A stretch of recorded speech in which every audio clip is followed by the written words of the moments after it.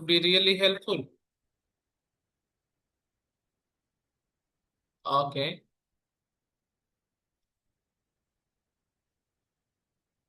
So, with the interest of time, right? With the interest of time, while people sharing their details, please share your details. All right. So, let us start our demo only. So, we are here to learn data engineering with Azure Databricks, right? Sorry. Eh, So, let me start introducing myself. My name is Gopi. I have overall 10 plus years of IT experience. I'm currently working in top MNC, leading a data engineering team of 5 people. And I have, right, even in my previous organization, I have led a team of 10 people there. And then, if we come to training experience, I have 5 plus years of experience completely onto the training as well. So I've been giving trainings almost 5 years, right? I've started 5 years back and right. So now with this, I think you could get to know that you're into the safe hands because I have real-time experience and as well as training experience as well, right? My shift starts from 2 to 11. So in the morning hours, I would be taking the online classes, offline classes, and then right. In the afternoon hours, I'd be full-time employed with an MNC organization. That's about me. And trust me, I'm a certified data analyst and data engineer. So who has, right, I have done PL300, I have done professional level Azure certifications, Databricks certifications. So that's about me. And if we come to the institute, our institute, right, is majorly focused onto the data. So if you take any course onto the data, we are leading in the market. So Fabric, right? If you search in the Google, so we will be on the top. Power BI, we are specialized in the market for Power BI since almost 10 plus years now. So we've been leading the market. Azure Databricks, data analytics, Azure Data Factory, you name anything onto the data related course, our institute is leading the market like anything. So, not only for data bricks or Azure data engineering, so we are leading onto the data on all the possible aspects, right? So you are into the safe hands, right? If you wanted to learn new courses onto the data, you wanted to master many other things onto the data, we are here to help you out, right? So with that note, I think we can quickly jump into the demo, right? So we are done with the introductions. So let us quickly jump into the demo sessions now. So So most of you have already used these apps, I guess so, right? Netflix, Amazon, right? Every single day, you people are going through the ఇప్పుడే start అయింది ఇది right. నువ్వు వింటావా People, please be on mute if you're not speaking out here. ఆ? Sorry, just a minute, please.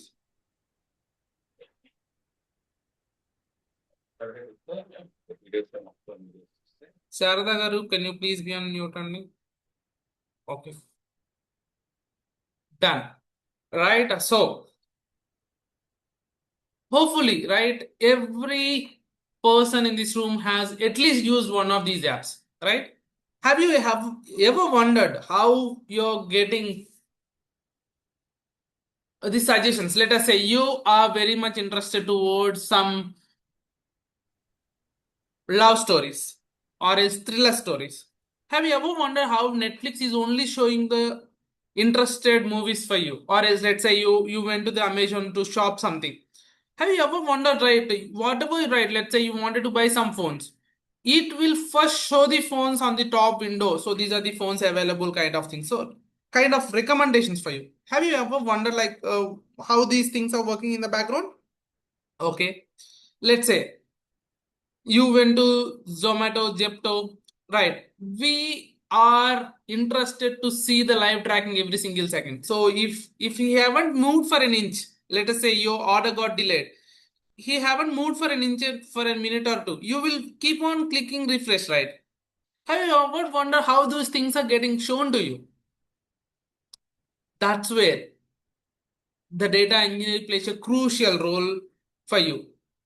I didn't mean he will do the actual thing, but he is the backbone for these systems, how these things are working in the real time, right? We will see every single one of these things, right?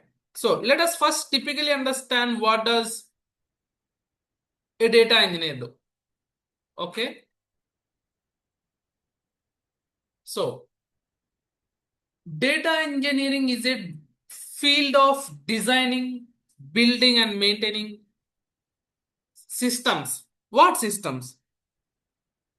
To collect the data, to clean the data, right? To process and give it for the consumption. So, what a data engineer will do? He will ingest the data, right? Data ingestion means collect and get the data to our system.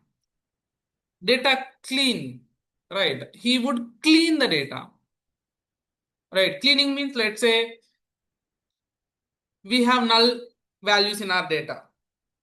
Let's say we have missing items in our data, right? He will take care of everything. So a person who is doing the data engineering, he or she would take care of every cleaning operation. That's the major responsibility of a data engineer, right? And then he stores the data, right? The person whoever does the data engineering, he have to warehouse and store the data, create data sets for the data analytics and data scientist team, create pipeline and orchestration. I know still this is been confusing, right? Let us jump into an example and see how it works, Andy. Let us jump into an example and how it works. So let us say your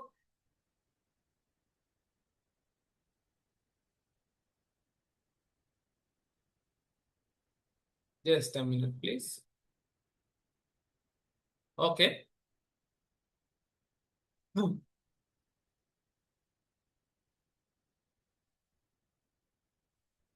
Let us say you are running an organization, right? Let us say, let's like Amazon, okay, Flipkart, or Netflix, any organization, take it. So every single time you make a click, right, you search something, right, it would be a data. So that data is called as a raw data, right? Raw data. That means it's in, right, source data. So whatever the click you make, whatever search you make, every single thing is a data for me. Or else, right, these days, if you're speaking something or you are searching in the Google as well, you are getting automatic ads in your Instagram. Am I right? Facebook, even in the WhatsApp, right? So everything is tracking as a data for you in the background. So that's called as a raw data.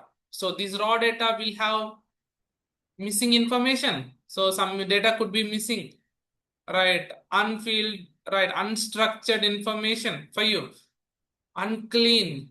Okay, there are many problems with the raw data. So let's say now a company, let's say Amazon wanted to understand how they like what is the last 6 months sales, 612K or something, right? Million. They wanted to see what is the profit, how much margin they got, what is total quantity they have sold, how their profit trend has been increasing, in which area they've been selling better. Okay. So every single details they wanted to analyze. So who would be doing this analysis part? A data analyst would be doing this part. Let's say you wanted to have some recommendations, recommended things, recommended apps, or recommended phones should be coming, live tracking should be coming. There should be data scientist model should be running. Who would be doing those models? data scientist. But however, if they get the direct data from raw data like this, okay, raw data. So the major problem is there is lot of unstructured and unclean data. So your data analysis could be wrong. You could wonder, so what if the data is wrong? So your entire dashboard is wrong, right? What if data is wrong here? Okay, what if the data is wrong? Your entire models could be running the wrong data models, right? So even your models would be wrong. So to solve this problem, we have data engineer in between. Okay, data engineer in between. He would take the raw data, right, from the source itself. That is called data ingestion. Okay, he will collect the data, collection of data from data source itself is called data ingestion. Then missing data, unstructured data, unclean data, there are a lot of issues here. So a data engineer would clean the data, okay, structure the data, store the data. Okay, so now the stored data in the form of data modeling. Okay, he would do the model, dimension modeling, let's say dimensions and facts. Okay, and rather than now consuming this information, the data scientists and these right data in analytics people will consume the model, the cleaned output from the data engineer. See, now this is much cleaner, 99.9% accurate. So your data analytics right would always be right. Your data scientist would be always right models, and not only for these people. Let's say if some business wanted to get some data, they can't get it from the raw data. They wanted the cleaner data. So data engineer would provide that. Now, the famous technology in the market, AI, right? So even for the AI, we need the cleaner data, right? We need the cleaner data. So even for the AI, a data engineer would be providing your cleaner data. So now if you ask me a question, what is the impact of AI and data engineering? So AI needs data engineers to get the cleaner data.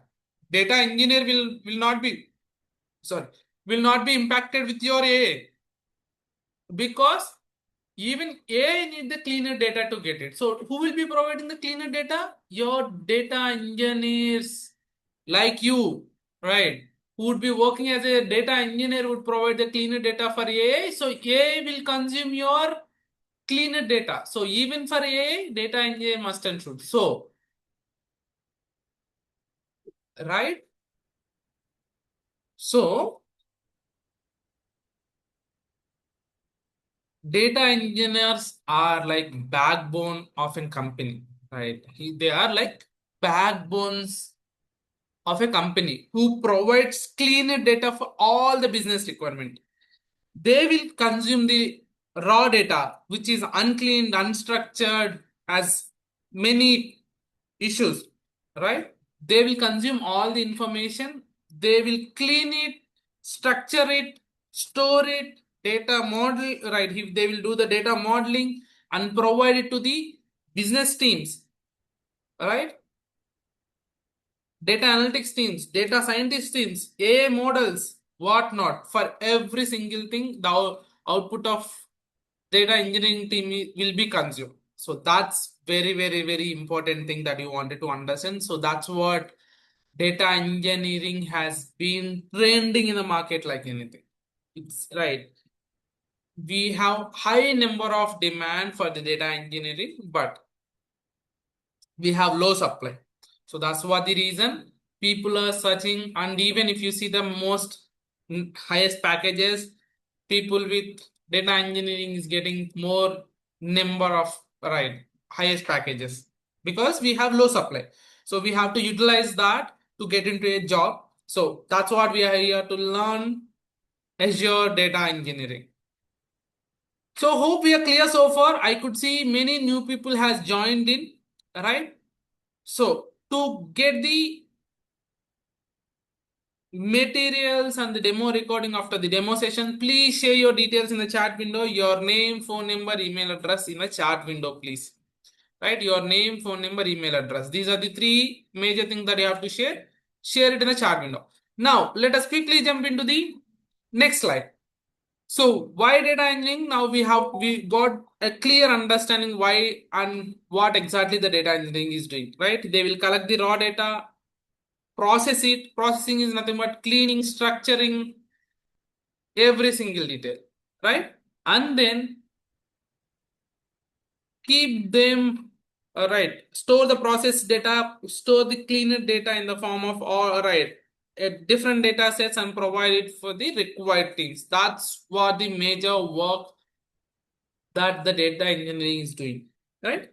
So if you wanted to work as a data engineer, you have to understand few fundamental things on the data. What are they? Right? So the 5E framework, this is very, very important. What is a 5E framework? So if you wanted to work on the data, you have to understand 5 different aspects of the data first. What are them? Volume, the size of the data that you've been working on. Let's say you're working with 1 GB, 2 GB of data.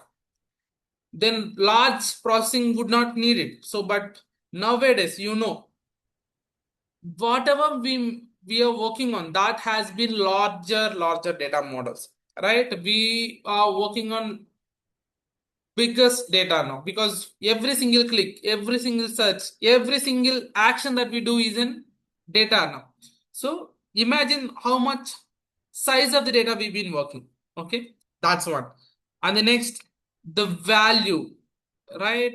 What is the value of data that we've been working, and how much speed we are capturing? So let's say if you wanted the live tracking, how much time you've been waiting to get the live tracking, right? Even, right, you try to refresh every single second.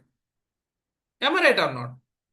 So we need very faster systems which captures the data and produce in milliseconds. So that is the speed of data we've been working, right? And quality of data, what quality we've been working, right? We might have missing data, unstructured data, unclean data. There could be many problems in our data.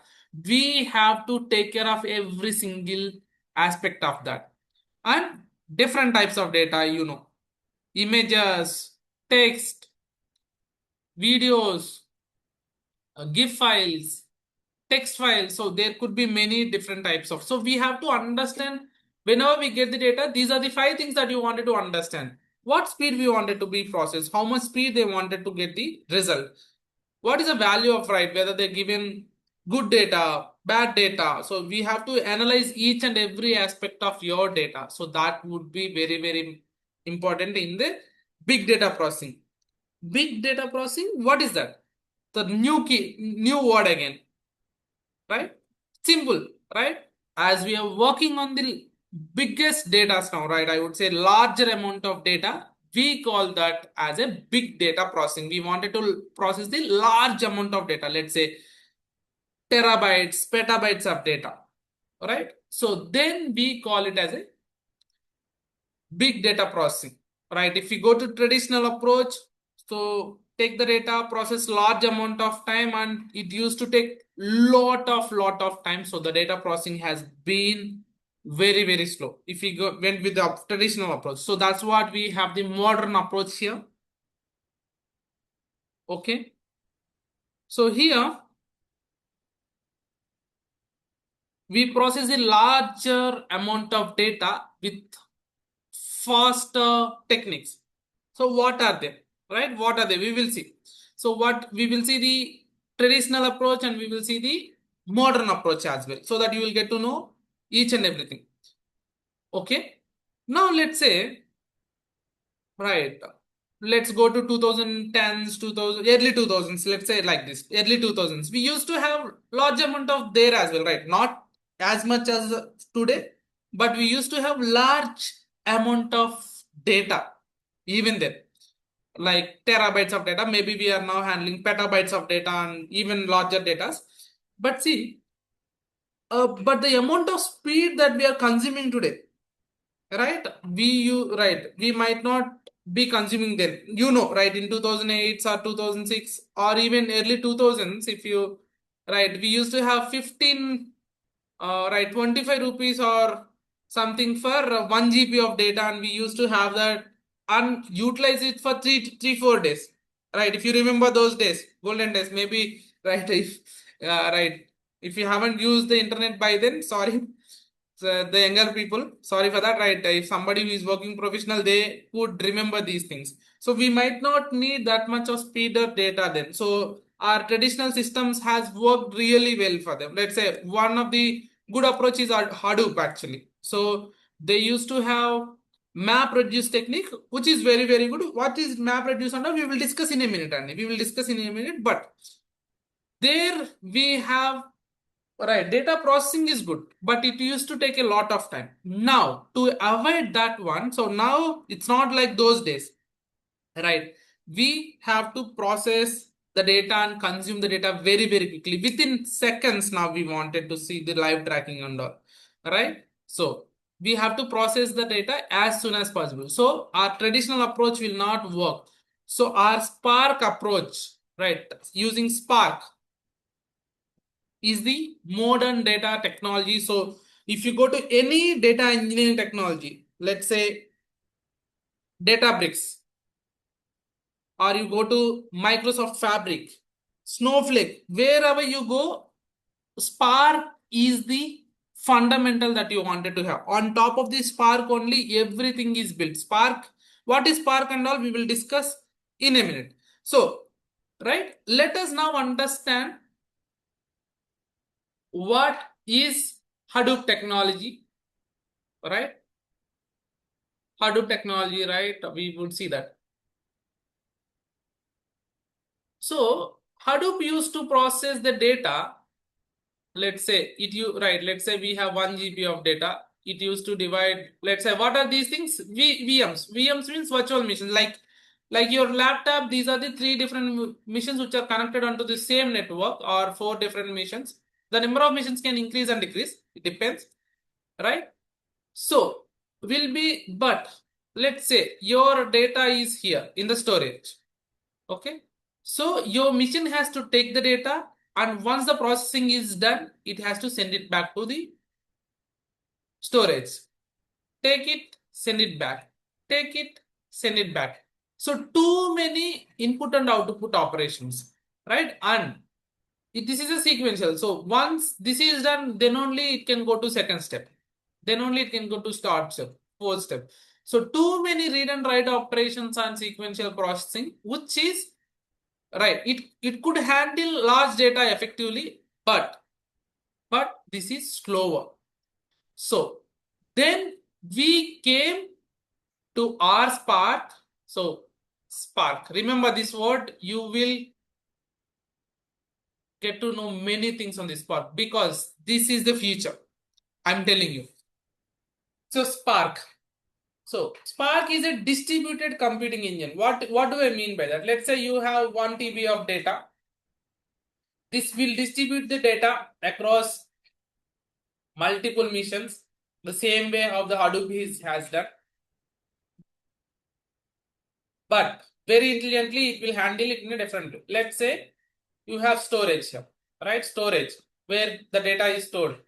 So it will take the data, right? It will read, it will process in memory, right? Whereas your Hadoop will process in hard disk, right? In memory. So every single thing is processed here in memory and has right back once your processing is there. So there is no too many input and output operations, right? Most of the slowness has been gone.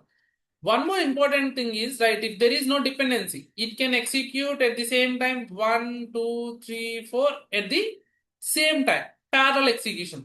So which has made, so no, right, to no too many input and output operations and parallel execution, and there are lot of many advantages and this faster engine as well.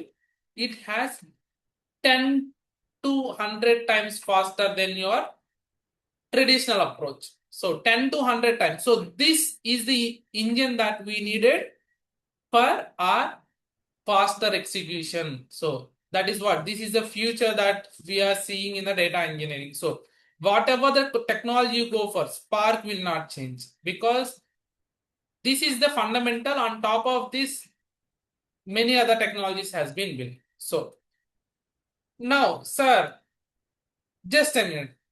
I'm confused here. You told that it's a Azure Databricks demo, right? You're here for Azure Databricks demo. Then, sir, you're saying Spark is the future. Where is the Databricks?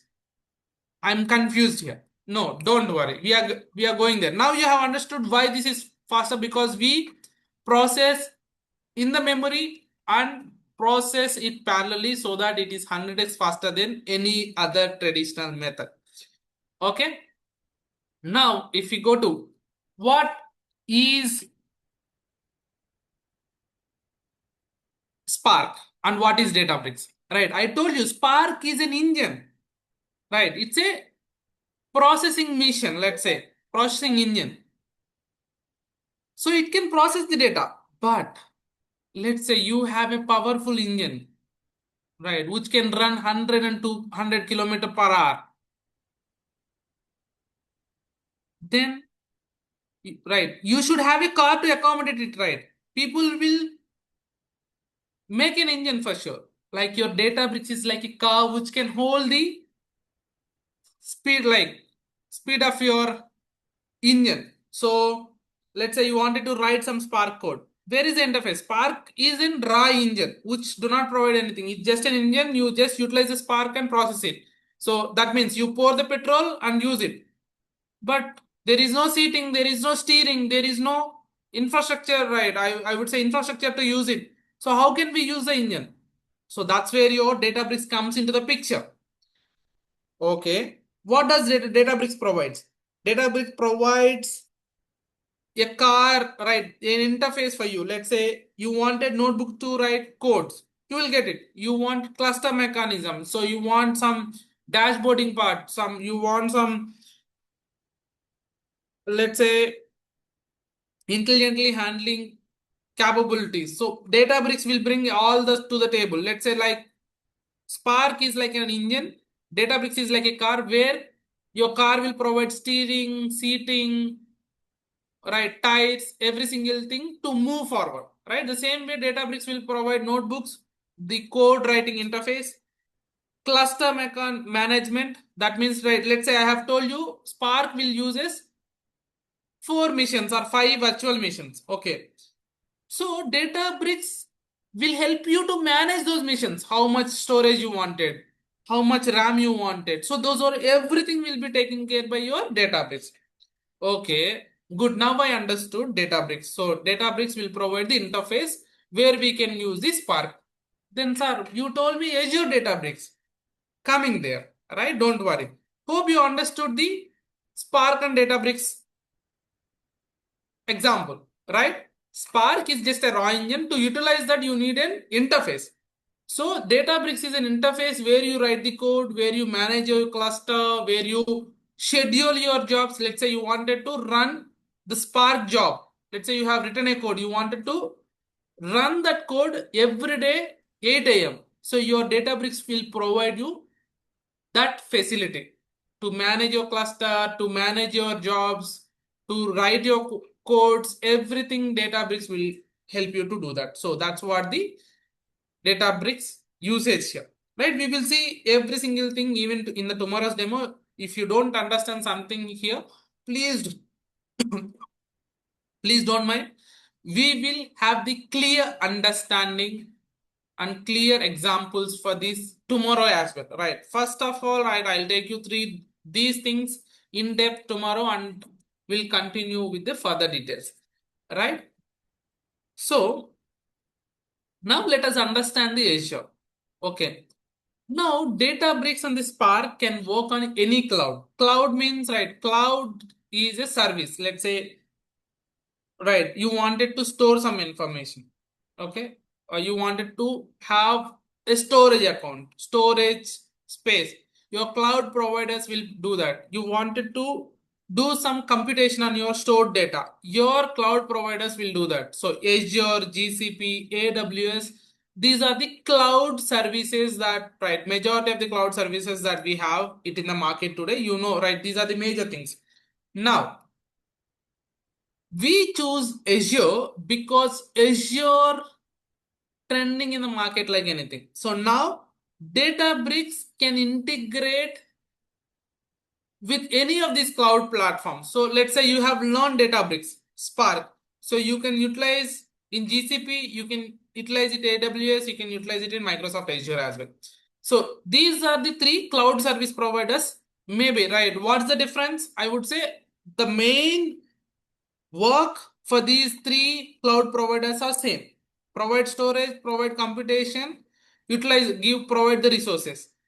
So somebody who knows Azure can easily migrate to Google and AWS as well. So now, right, Azure is trending in the market like anything. So we have chosen the cloud service as Azure because Azure is, right, Azure data engineering has the highest number of jobs across, because you know, right, it's a Microsoft provider. So majority of, and even the cost wise and otherwise, right, the features wise, everything, Microsoft is much better than any of the other things in the market that I, right, with real time experience, I could say that, right? And even then, right, let's say after 4 or 5 years, right, after working on Azure for 4 or 5 years, let's say you have mastered Microsoft Azure. Now you can easily migrate to GCP or AWS because only the namings would change. Let's say here we call it as, let's say we a storage account in Azure data, in, right, engineering, we call it as ADLS Gen 2, right? In AWS you call it as right, S3 buckets. In GCP you call it as Google storage, right? Only the naming change, the concept will not change. So if you learn one cloud, you can master the other things as well, there is no doubt about it. And Azure has one step ahead for Databricks. So that is, it is, right, Databricks is integrated as first platform service in Azure. So which is like the native apps, right? Let's say you have ADF, Azure, SQL, the similar kind of one. Databricks also can integrate with your Azure, like the inbuilt resource. It's not an inbuilt resource any which ways, we have to create it externally only. But however, it works like that, right? So the integration of Databricks with the Azure is much easier compared to any of other things, but it would be almost similar. But in Azure, it is much better, I would say. So that's what we choose Azure.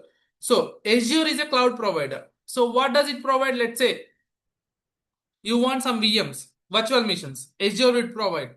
Databricks will manage it, right? And your, sorry.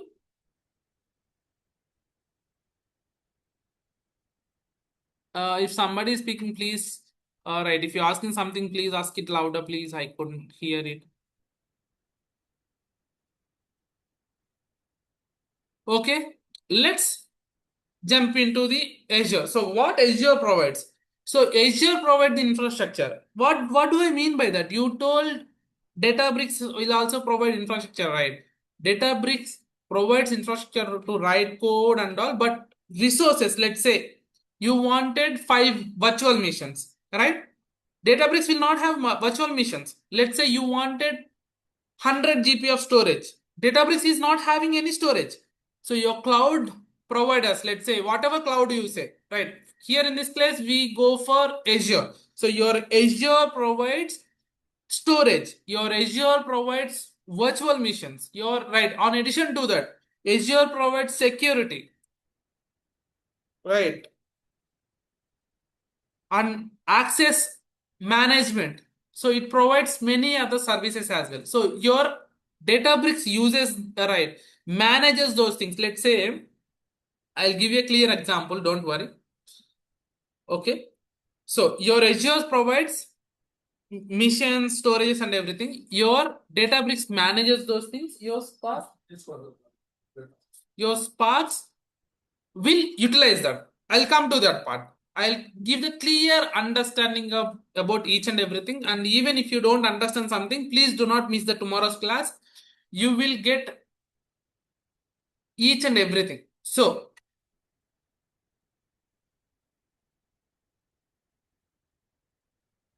okay, let us jump into the new slide. So before do that, I would request if people haven't shared your details in the right so far, please share your details in the meantime.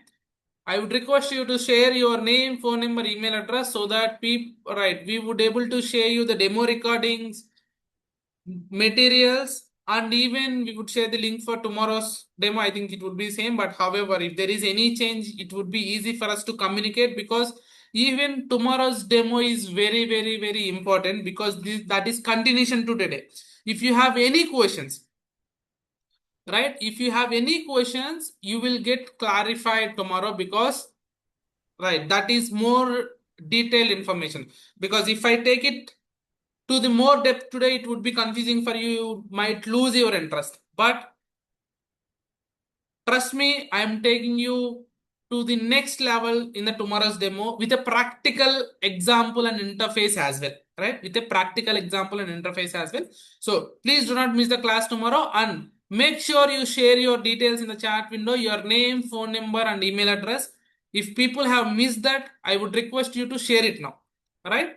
So Hello. those are very, very important. And now let us jump into the next slide. Now, if we come to our Azure, right, our Azure data engineering structure, so you have to learn few things from Azure. One is ADLS, which is a storage system in Azure. ADLS is Azure Data Lake Storage. So we have to understand the storage and Databricks.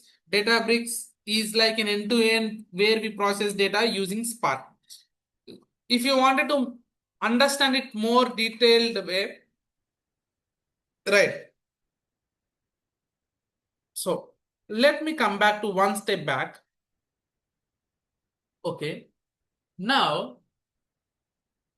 you might still have the question about Azure, Databricks, and Spark, right? You have heard about these three words, right? But still you have bit of confusion. Okay, I will give you the high level information now. Okay, the detailed level information you will get it tomorrow with an example and practical interface example as well, right? I'll show you Azure, Databricks, Spark, everything in the tomorrow's class, tomorrow's demo. So please don't miss that. Now let us understand what is Azure. So Azure is a cloud service which provides, let's say you wanted 1 GB of storage. Your business data will be stored here. Okay, right. Now to process this data, you wanted some missions. Let's say your Spark need 4 virtual missions. Like let's say your computers and all. Okay. So your Spark need these things. But how much RAM this needed, how much storage this is needed, okay. Storage this needed will be taken care by your Databricks. And you wanted to write some Spark code. Okay. Your Databricks will provide the notebook interface. Okay. Notebook interface where in the cells you will write your code, and this is cluster management. Your Databricks will take care. Your Spark will only know this need 4 VMs. Okay. Or else if you don't have 4 VMs, your Spark, right, your Databricks has provided only 1 VM. Your Spark uses that 1 VM and will process. Your Spark does not know how to manage those things. Your Databricks will manages your VMs, right, right, cluster. We call it as a cluster. You will get to know what is cluster. For now, let's think these are VMs. So now your Databricks will right will say I need 4 virtual machines with 16 GB of RAM, 64 GB of storage. Okay. Okay. And Spark needs some interface. This will provide notebooks. Okay. This will provide cluster requirement. This will take care. And let's say you wanted to run this notebook every day at 8 a.m. So you need to create a job and say 8 a.m. Run this notebook at 8 a.m. So your Databricks will handle each and everything. Okay, your Databricks will handle each and everything of this. Now, what does your Azure do? So this is what it's important. So I never spoke about storage here because your business wanted to store some information, right?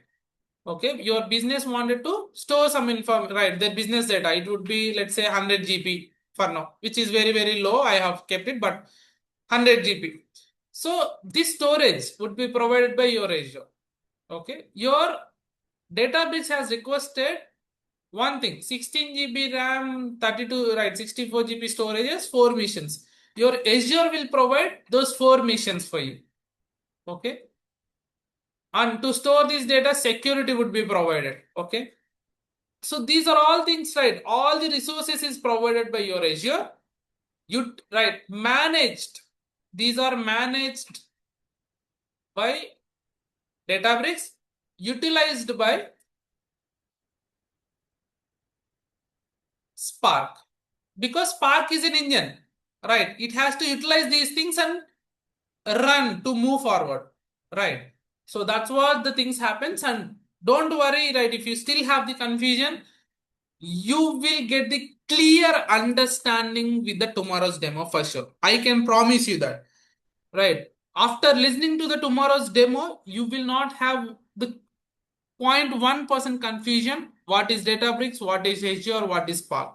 Because we are going to explain in that level with the tomorrow's demo, because we can't do that in the same day. We have time constraints about 10 minutes under.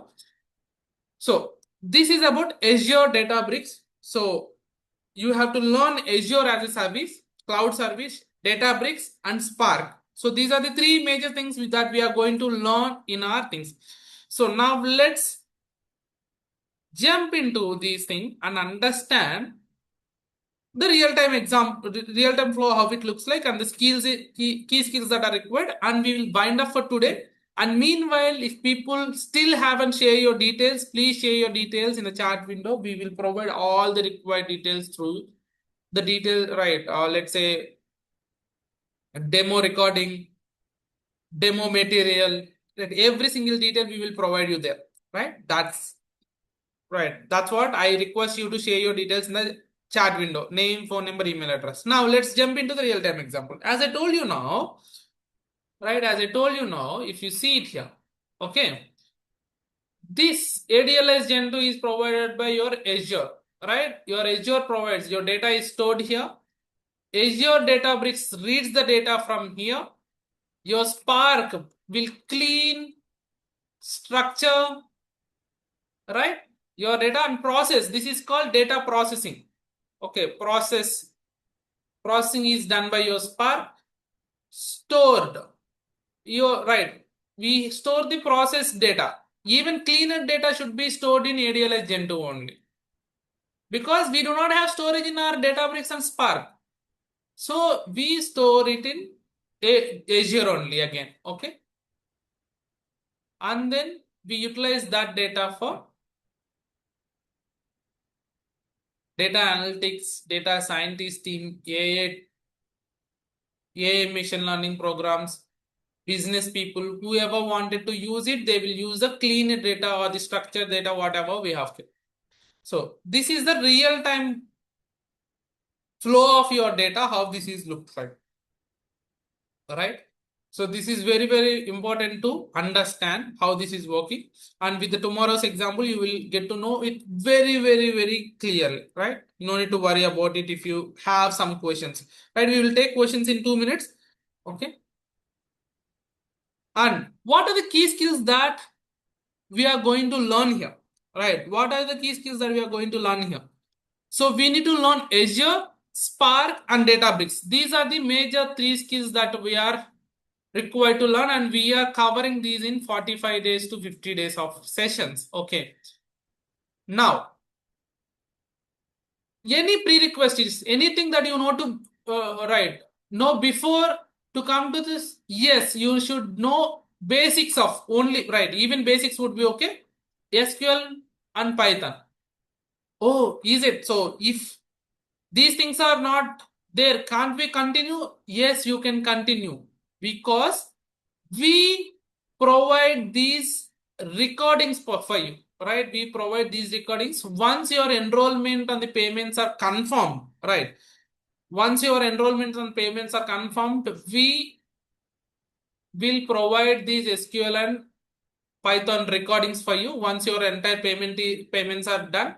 So we would grant you the recordings for you. So while these classes are going on the weekends, on the other things, so you can go through these recordings. So this is completely free. I would say complimentary because you've been joining my Azure course, right? Azure Databricks course, right? Because you're joining this one, we are completely giving these for free. So that's as a complimentary as you're joining in. But once you, all right, enroll and do your payments and all, we would provide you these things because many people are, right, just taking these and leaving off. So we wanted to make sure once everything is clear and we get go ahead, we will provide you these recordings. You can go through this, and meanwhile, right, you can go through the classes as well, right? You can go through the classes, understand Azure, understand Spark, understand Databricks, and learn SQL and Python, and it's easy. You can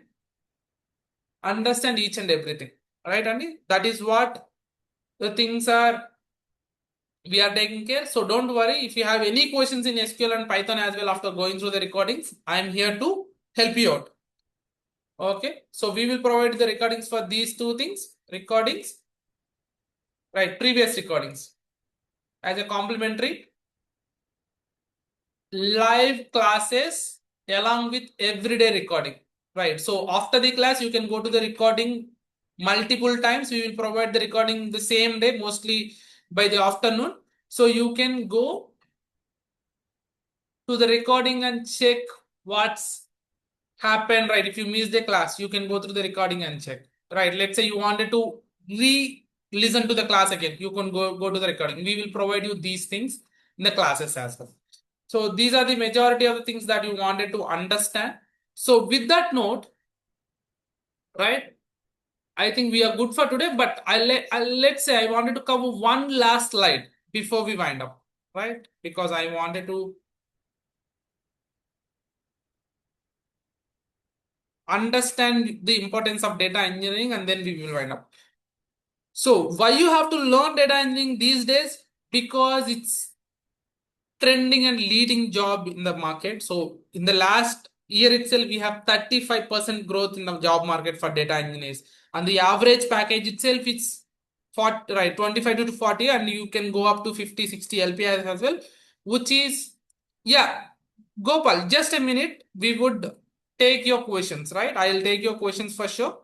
And meantime, if people haven't shared your details, I would request you to share your details as well. So with the larger data growing day by day, right, we need more and more data engineers. And so even for the AI systems, they need data engineers, right? If you ask me the question, will AI impact my job? You will impact the AI if you don't provide the cleaner data. So AI is depending upon you. You are not depending upon the AI. So these are the few things that are the reasons that you have to learn data engineering in these days, because you will not have much impact of AI on you, right? Much need is available in the market, and right, with the growing technologies and growing the data size, they need more and more data engineers. So you will have more number of opportunities. These are the majority of things that you wanted to understand here. So now, so whoever have the questions, like let's say I'll stop sharing my screen, I'll open the session for Q&A. You can ask any questions, right? So, Yes. and please share your details. If you don't have, you haven't shared your details yet, I would request you to share your details, right? And don't miss the tomorrow's class. If you're dropping off now, without asking any questions, I would request, please do not drop from the tomorrow's demos, because that is very, very, very important. Okay, to make it more understanding of data engineering. Okay. Okay. If you have any questions, please ask me now. Sorry. Hello. Yeah.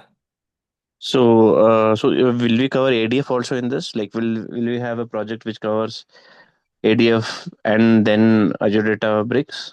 ADF is not included, right, as in training sessions here, okay, because Mm-hmm. ADF is a completely different topic, ADB is a completely different topic, but we will teach you, right, we will cover two projects by end of our Databricks.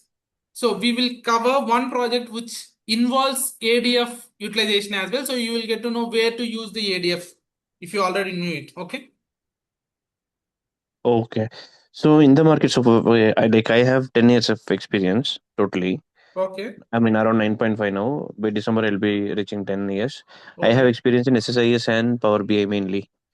Data And analytics, lot yeah, of, you mean to say. yeah, in analytics mainly, like Tableau, Micro, and all Yeah, that. But now I wanted to project my experience with this yeah. ADF and ADB. I already attended few trainings with ADF and ADB, but Okay. I was not able to focus fully. So will with just Azure Databricks, can we like crack interviews? Because in interviews, I was fail. I mean, I failed to explain like how they asked me how many cluster. I mean, about cluster management Yeah. configurations. I just told that that is taken care by the platform guys, and Mm. I just do No, some we will cover optimization. it from scratch and cluster managements, everything. ADF Okay. utilization is completely different from cluster managements and other things. Yeah, in ADB You, only. Yeah. yeah, you can crack the interview with our course for sure. Oh, okay. Okay. ADF is Got a completely different technology where it's also can be utilized in data engineering, it. Mm-hmm. right? So With if you know just ADB, ADF, will we that get would be an offer added letter? advantage. Yeah, with just ADB, with just Databricks, can we give interviews like with this one? Yeah, Spark and Databricks, yes, you can go for the interviews. Got it. Okay.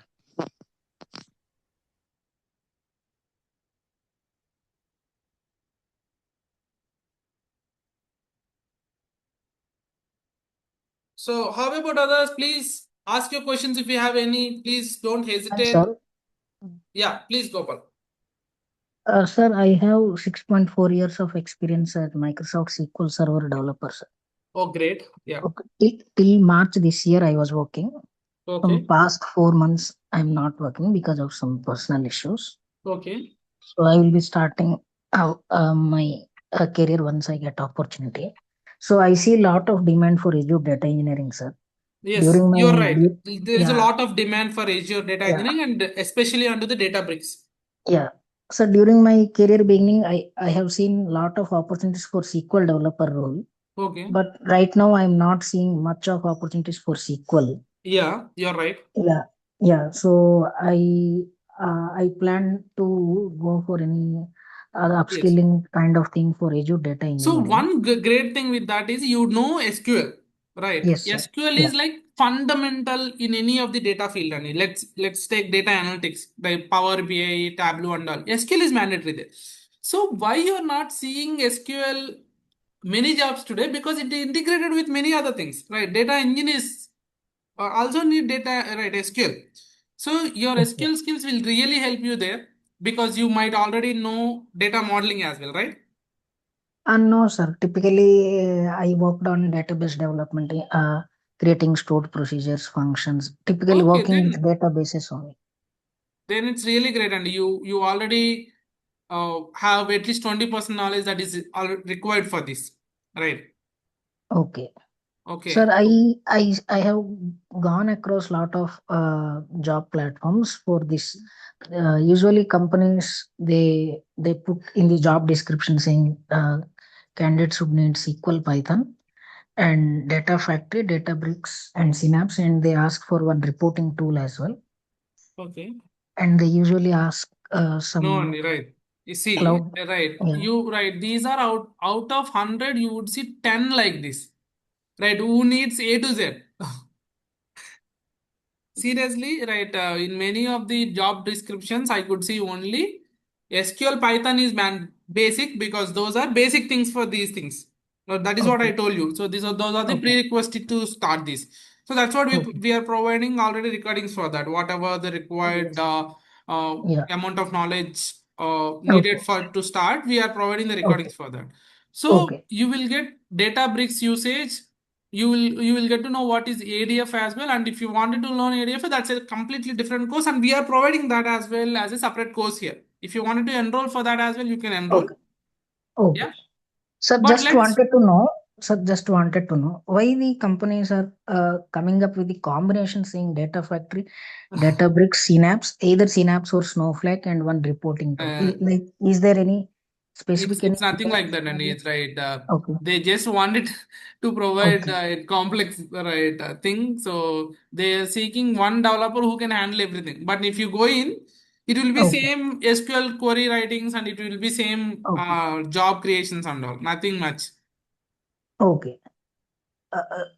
Sir, right now we will be learning Databricks end to end from this course, Yeah, right? you are right. Databricks with Azure. Azure also, right? It's not end to end. Azure we would cover as much as needed for data engineers because Azure is a world, right?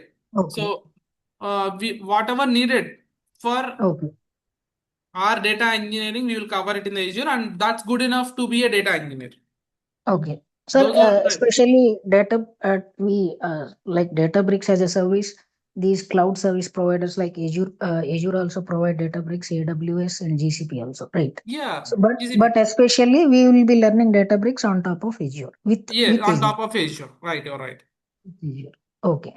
Uh, So directly, can we move to Databricks yes, you right. without Without learning other services, without having much knowledge on Data Factory or any other yes, services you're right. provided? Yeah, we Can can we move directly on jump the. to Databricks? Yeah, you will see that in our course. Okay. Okay, you will see how Okay. actually the real-time projects runs. Okay. Okay, and Fine, sir. right, I'll Okay. also explain you a couple of projects by end of the uh, Okay. course, so you will understand the real-time projects as well. Okay, Okay. okay, Sir, and can we expect end-to-end learning on Databricks from this course? yes, yeah, end to Okay. end, only 100%. Okay. Okay. Fine, sir. Okay.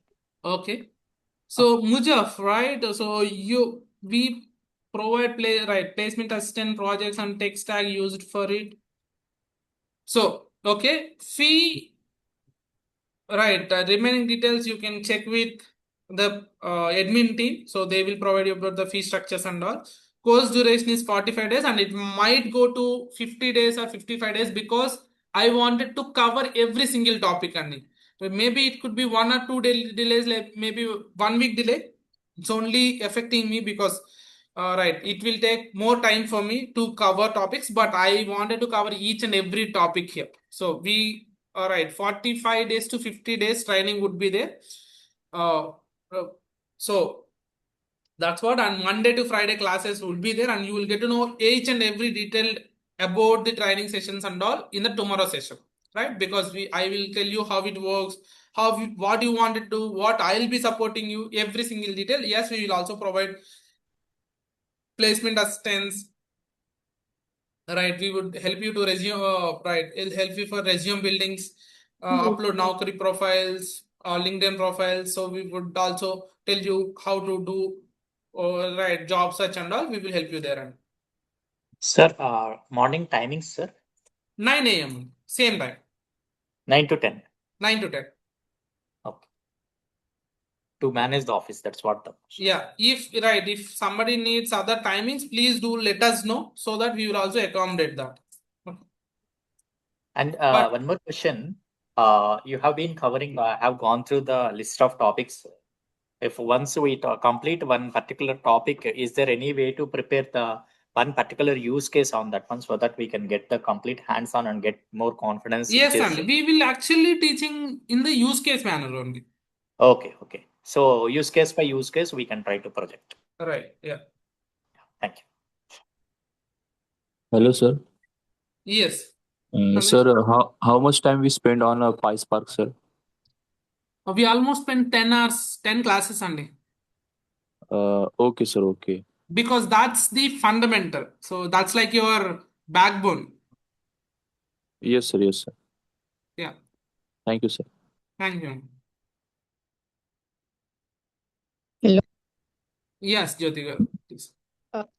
I'm having 3 years of experience into robotic process automation. So I just want to switch the technology. While exploring, I came across data engineering. So how can I fit into this course? Can I learn this? Why? Because I don't know Python and I know only basics of SQL. Can I cope with this course? Yes, Andy, right. If you wanted to shift your career, I know, right? Robotic process and automations like A360, UiPath, right? Yes, UiPath, Power Automate, Blue Power Prism. Automate. Yes. So this is a wonderful technology to jump into, Andy. So because you will have much more opportunities, right? You can use your real time and say that I have worked on data engineering before. So just by completing 2, 3 projects here, you'll get to know project level information, right? So Yeah. you can do your own projects of couple of projects and make sure you have good resume in hand and you can try for the jobs. I mean, that's not a problem. Yeah, Cracking Delta the Lakes. Oh, sorry, Andy. Sorry, go ahead, Andy. Sorry, please. While cracking the interviews, if I want to crack the interview, most of the interviewers they'll concentrate more on real-time scenarios rather than theory. So unless we practice more projects and Yeah, practice is the key here, Andy. Practice is the key. So yeah, that's so. Do we have that opportunity to crack the? yes, Andy. We are providing the practice opportunity as well, and I'll cover a couple of projects and I'll let you know where to pick the projects as well, so that it would be easy for you. Okay. Yeah, do we have any company references so that instead of just attending, they can, Yes. you know, Yeah. I understood. Yeah. Okay. Thank you. Thank you, Andy. Yeah. Any other questions? So, Mujaf, right? Delta tables. So that's a separate topic for us, right? We have a dedicated class one session for Delta tables, Delta Lake, right? So we cover each and everything.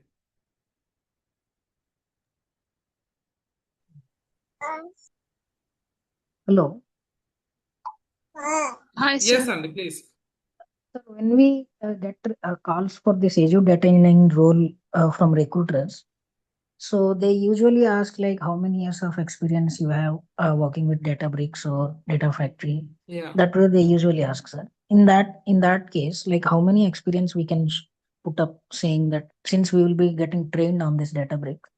So how many years of experience can we portray